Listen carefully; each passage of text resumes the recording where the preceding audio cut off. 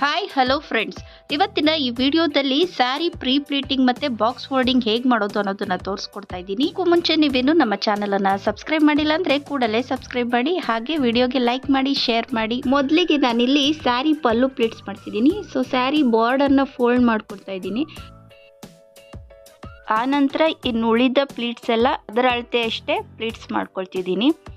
First border ಯಾವಾಗಲೂ ದೊಡ್ಡದಿರಬೇಕು. ನಾನು ಅದನ್ನು ಫೋಲ್ಡ್ ಮಾಡ್ಕೊಂಡಿದ್ದು ಏನಕ್ಕೆ ಅಂದರೆ ಇನ್ನು ಮಿಕ್ಕಿದ್ದ ಪ್ಲೀಟ್ಸ್ ಎಲ್ಲ ಅದರ ಅಳತೆಯಾಗಿ ಚಿಕ್ಕ ಚಿಕ್ಕದಾಗಿ ಬರುತ್ತೆ.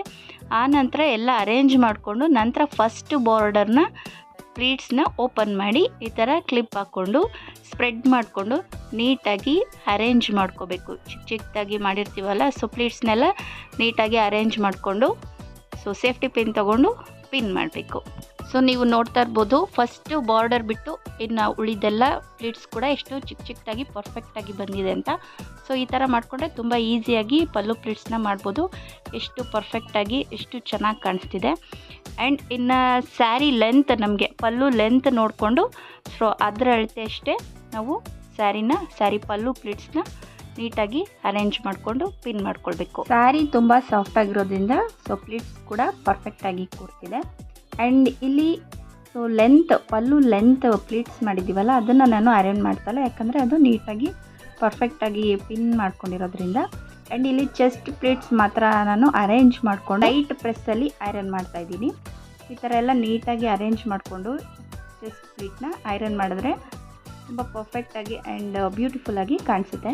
ಸ್ಯಾರಿ ಅಯನ್ ಮಾಡುವಾಗ ಸ್ವಲ್ಪ ಕೇರ್ಫುಲ್ಲಾಗಿ ಅಯನ್ ಮಾಡಬೇಕು. ಸೊ ಫಸ್ಟು ಕಾಟನ್ ಬಟ್ಟೆ ಮೇಲೆ ಅಯನ್ ಮಾಡಿ ಸೊ ಹೀಟ್ ನೋಡಿಕೊಂಡು ಆಮೇಲೆ ಸ್ಯಾರಿ ಮೇಲೆ ಅಯನ್ ಮಾಡಬೇಕು. ಆ್ಯಂಡ್ ಹಾಗೆ ನಾನು ಸೆಂಟರ್ ಪ್ಲೀಟ್ಸ್ ಕೂಡ ಮಾಡ್ಕೊಳ್ತಿದ್ದೀನಿ.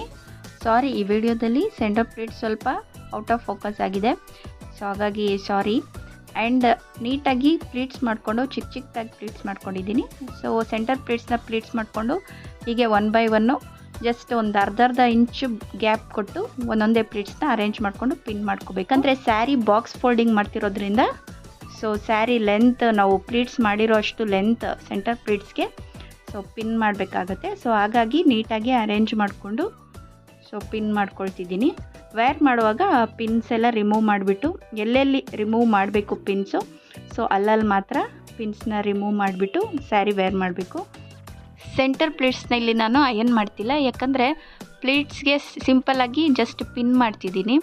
ಯಾಕಂದರೆ ವೇರ್ ಮಾಡಿದಾಗ ಜಸ್ಟ್ ಆ ಪಿನ್ ರಿಮೂವ್ ಮಾಡಿದಾಗ ಫ್ಲಫಿಯಾಗಿ ಸೆಂಟರ್ ಪ್ಲೀಟ್ಸು ಚೆನ್ನಾಗಿ ಕಾಣಿಸುತ್ತೆ. ನಾವಿಲ್ಲಿ ಬಾಕ್ಸ್ ಫೋಲ್ಡಿಂಗ್ ಮಾಡ್ತಿರೋದ್ರಿಂದ ಸೊ ಫುಲ್ ಸೆಂಟರ್ ಪ್ಲೀಟ್ಸ್ನು ಕೂಡ ನೀಟಾಗಿ ಅರೇಂಜ್ ಮಾಡಿಕೊಂಡು 1 by 1 ಅರ್ಧ ಇಂಚು ನಾವು ಫಸ್ಟಲ್ಲಿ ಹೇಗೆ ಅರೇಂಜ್ ಮಾಡ್ಕೊಂಡು ಪಿನ್ ಮಾಡಿದ್ವಿ ಸೊ ಹಾಗೆ ಫುಲ್ ಸೆಂಟರ್ ಪ್ಲೀಟ್ಸ್ನು ಕೂಡ ಅದೇ ಲೆಂತಲ್ಲಿ ಅದೇ ಅರೇಂಜಲ್ಲಿ ಸೊ ಪಿನ್ ಮಾಡ್ಕೊಬೇಕು.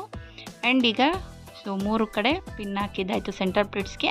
ಆ್ಯಂಡ್ ಈಗ ಬಾಕ್ಸ್ ಫೋಲ್ಡಿಂಗ್ ಮಾಡ್ತಾಯಿದ್ದೀವಿ. ಸೊ ಫೋಲ್ಡಿಂಗ್ ಮಾಡುವಾಗ ಈ ಸೆಂಟರ್ ಪ್ಲೀಟ್ಸ್ನ ತಗೊಂಡು ಜಸ್ಟ್ ಬ್ಯಾಕ್ ಸೈಡ್ಗೆ ಉಲ್ಟಾ ಮಾಡಿ ಸ್ಯಾರಿನ ಸೊ ನೀಟಾಗಿ ಅರೇಂಜ್ ಮಾಡಿಕೊಂಡು ಪ್ಲೀಟ್ಸ್ ಬಿಟ್ಟು ಉಳಿದ ಸ್ಯಾರಿನ ಈ ರೀತಿ ನೀಟಾಗಿ ಫೋಲ್ಡ್ ಮಾಡಿಕೊಂಡು ಸೊ ಆ ಫೋಲ್ಡ್ ನಾವು ಪ್ಲೀಟ್ಸ್ ಫೋಲ್ಡ್ ಮಾಡಿಕೊಂಡು ಅಳತೆಗೆ ಸೊ ಉಳಿದ ಸ್ಯಾರಿನ ಕೂಡ ಫೋಲ್ಡ್ ಮಾಡಿಕೊಂಡ್ರೆ ಸ್ಯಾರಿ ಬಾಕ್ಸ್ ಫೋಲ್ಡಿಂಗ್ ಕೂಡ ಪರ್ಫೆಕ್ಟಾಗಿ ಕೂರುತ್ತೆ.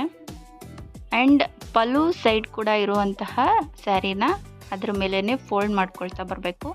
ಆ್ಯಂಡ್ ಪಲ್ಲು ನಾವು ಐರನ್ ಮಾಡಿರುವಂಥ ಪಾರ್ಟ್ ತೆಗೆದ್ಬಿಟ್ಟು ಮುಂದೆ ನೀಟಾಗಿ ಅರೇಂಜ್ ಮಾಡ್ಕೋಬೇಕು. ಪ್ಲೀಟ್ಸ್ನೆಲ್ಲ ನೀಟಾಗಿ ಅರೇಂಜ್ ಮಾಡ್ಕೊಂಡು ಫೋಲ್ಡ್ ಮಾಡಬೇಕು, ಇಲ್ಲಾಂದರೆ ಪ್ಲೀಟ್ಸ್ ಎಲ್ಲ ನಾವು ಅರೇಂಜ್ ಮಾಡಿರೋದು ಸೊ ಹಾಳಾಗುತ್ತೆ. ಹಾಗಾಗಿ ನೀಟಾಗಿ ಪ್ಲೀಟ್ಸ್ನೆಲ್ಲ ಅರೇಂಜ್ ಮಾಡಿಕೊಂಡು ಫೋಲ್ಡ್ ಮಾಡಿ ಈ ಥರ ಪಲ್ಲು ಪ್ಲೀಟ್ಸ್ನ ಸೊ ಹಾಗೆ ಪೂರ್ತಿ ಫೋಲ್ಡ್ ಮಾಡ್ಕೊಳ್ಬೇಕಾದ್ರೆ ಪಿನ್ ಮಾಡ್ಬೋದು.